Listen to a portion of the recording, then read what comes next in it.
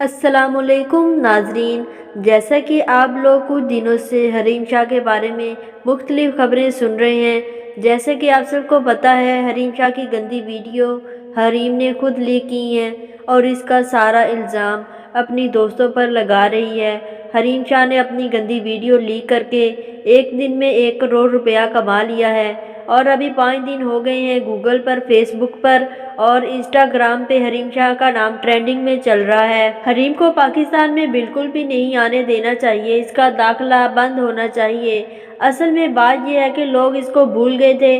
پاکستانی عوام مہنگائی کی ٹینشن میں اس قدر گم تھی کہ اپنا ہوش نہیں تھا چڈی پہننی بھی ہے یا نہیں۔ اس موقع پر حریم نے اپنی ویڈیو لیک کر کے عوام کو سبق دیا کہ بنا کپڑوں کے کیسے کمایا جاتا ہے۔